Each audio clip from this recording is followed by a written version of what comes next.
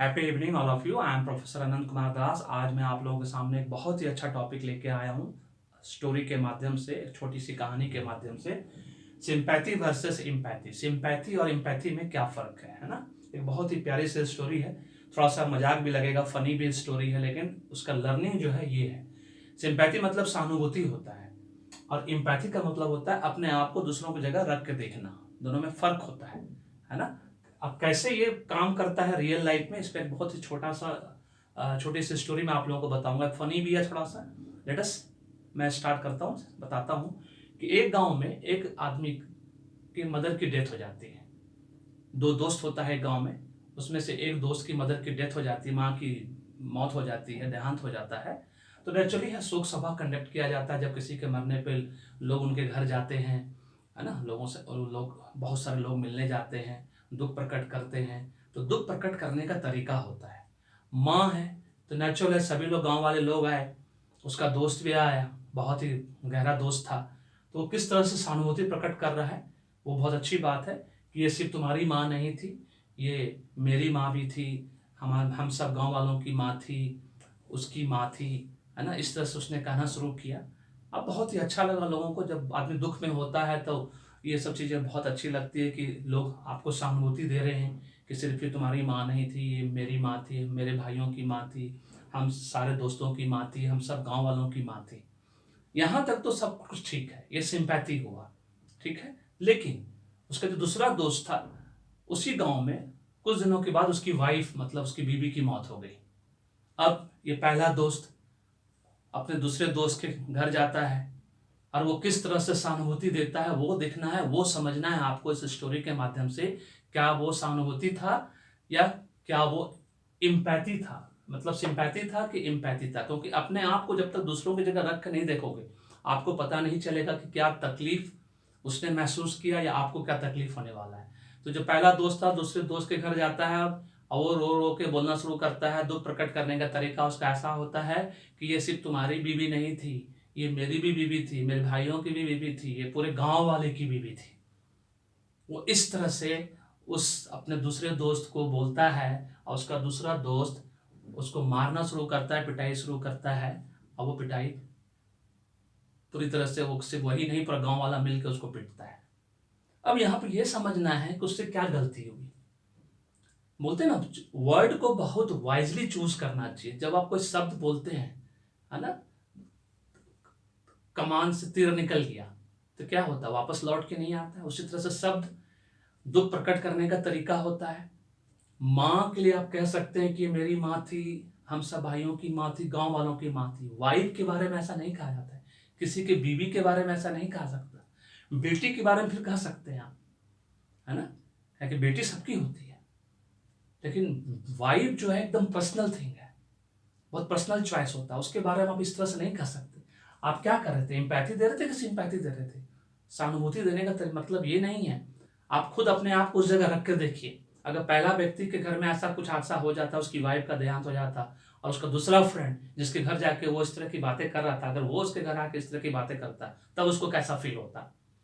तो अपने जीवन में हमको ये हमेशा ये समझना है कि हम जो दूसरों से उम्मीद करते हैं, सबसे पहले चीज याद रखना है कि जो हम दूसरों से उम्मीद करते हैं, क्या हम वो चीज कर रहे हैं, क्या वैसा हम बिहेव करते हैं, क्या मेरा व्यवहार, रवैया और नजरिया क्या वैसा है दूसरों के प्रति। जिस दिन हम ये समझ जाएंगे, गांधी जी ने कहा था कि हम जो दूसरों से उम्मीद करते हैं, पहले हम वो खुद बनकर दिखाएं, तभी कुछ दूसरों से आप उम्मीद करें। क्या हम ऐसा करते हैं? नहीं करते। हम दूसरों से बहुत ज्यादा उम्मीद करते हैं, लेकिन हम वैसा उम्मीद नहीं करते। हम सारे पॉलिटिशियन से उम्मीद करते हैं कि वो ईमानदार हों। क्या हम अपने जीवन में ईमानदार हैं? मैं दावे के साथ कह सकता हूं, मुझे इस बात का गर्व भी है, घमंड भी है कि आज तक मैंने 1 रुपये की भी बेईमानी किसी के साथ नहीं की है। ना चोरी, ना बेईमानी, ना धोखाधड़ी, ना फ्रेब, किसी के साथ नहीं की है। मेरे स्वामी ग्रह शनि ग्रह है, न्याय के देवता उनको कहा जाता है। उनके द्वारा दिया गया यह वरदान मेरे को है कि आज तक मैंने किसी के साथ 1 रुपये की बेईमानी नहीं की। और इस बात का मुझे गर्व भी है, घमंड भी है, उनके द्वारा दिया गया, गॉड के द्वारा दिया गया। क्या आप डंके की चोट पे कह सकते हो इस बात को? आज मैं कैमरा के सामने कर रहा हूँ, यूट्यूब वीडियो बना रहा हूँ मैं आपके सामने, हजारों लोग देखेंगे, लाखों लोग देखेंगे, 10 लाख बच्चे मुझे जानते हैं, वो जानते हैं मेरे बारे में कि मैं कैसा हूँ, क्या हूँ। है ना? तो क्या आप कह सकते हो हम ईमानदारी को उम्मीद करते हैं नेताओं से? क्या हम ईमानदार हैं? हम खुद सब ट्रैफिक तोड़ते हैं, रूल तोड़ते हैं, डिसोबे करते हैं, तो फिर हम उनसे कैसे उम्मीद करते हैं ईमानदार बनने की? बहुत सिंपल सी बात है। अगर हम आम का पेड़ बोएंगे तो आम ही मिलेगा ना, लेकिन अगर आम के पेड़ की जगह अगर हम बबूल का पेड़ बो देंगे तो उसमें आम कैसे आएगा? कैसे उम्मीद करते हो? तो जो हम दिखना चाहते हैं दूसरों में, जो क्वालिटी, पहले हम तो वो क्वालिटी डेवलप करें।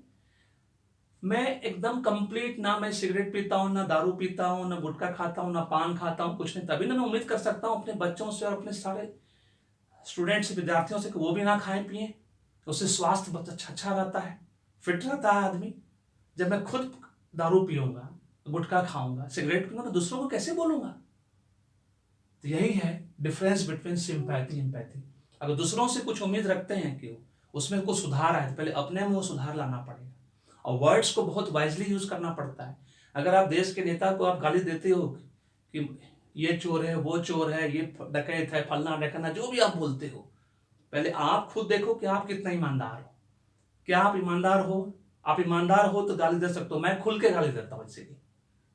जब भी मैं क्लासेस, वर्कशॉप, प्रोग्राम जाता हूँ, मैं खुल के बोलता हूँ यस वो बेईमान है, क्योंकि मैं ईमानदार हूँ, इसलिए मैं बोलता हूँ। क्या आप हो ईमानदार?